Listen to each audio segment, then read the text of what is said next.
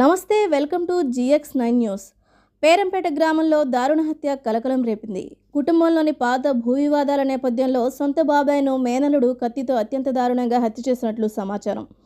మృతుడు కారుమూరి దుర్గారెడ్డిగా గుర్తించారు.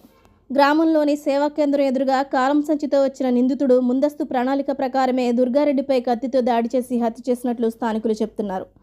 అనంతరం నిందితుడు జంగారెడ్డిగూడెం పోలీస్ స్టేషన్లో లొంగిపోయినట్లు సమాచారం. సంఘటనా స్థలానికి పోలీసులు చేరుకొని ఆధారాలు సేకరిస్తున్నారు. హత్య విషయం తెలుసుకున్న గ్రామస్తులు, కుటుంబ సభ్యులు భారీగా అక్కడికి చేరుకోవడంతో ఉద్రిక్త పరిస్థితులు నెలకొన్నాయి. మృతుడు టీడీపీ నాయకుడు కావడంతో రోషన్ కుమార్ సంఘటనా స్థలానికి బయలుదేరారు. లా అండ్ ఆర్డర్ వైఫల్యం కారణంగానే ఈ హత్య జరిగిందని ఆయన ఆరోపించారు.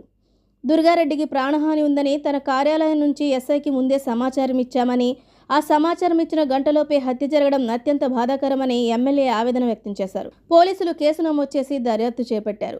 హత్య జరిగిన సంఘటన స్థలం నుంచి ఎమ్మెల్యే మీడియా సమావేశం. మరి ఇలా చేయడం వల్ల మరి ఈరోజు ఒక ప్రాణం మనం కోల్పోయాం. దుర్గారెడ్డి ఒక మంచి తెలుగుదేశం పార్టీ కార్యకర్త, వార్డ్ మెంబర్ కూడా ఇక్కడ.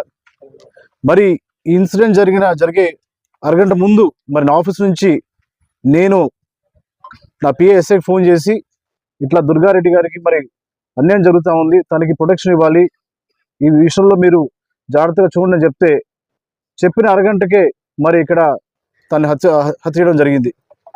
మరి ఈ విషయంలో నేను ఎమ్మెల్యేగా మరి పోలీస్ వారు చెప్తున్నాను, 24 అవర్స్లో దీని మీద కంప్లీట్ ఇన్వెస్టిగేషన్ తీసుకోవాలి. అలాగే ఎవరైతే మరి చంపారో, దీని వెనకాల ఎవరున్నారో, ఎవరైతే మరి ప్రోత్సహించారో ప్రతి ఒక్కరిని కూడా కఠినంగా శిక్షలు చెప్పి నేను సభాముఖం తెలియజేస్తున్నాను. అలాగే చనిపోయిన బాడీ విషయంలో నెక్స్ట్ 2 అవర్స్లో కూడా ఫార్మాలిటీస్ అండ్ ఫినిష్ కూడా నేను తెలియజేస్తున్నాను. మరి ఇలాంటివి జరగకుండా ఉండాలంటే మనము లా అండ్ ఆర్డర్ మరి కరెక్ట్గా ఉండాలి.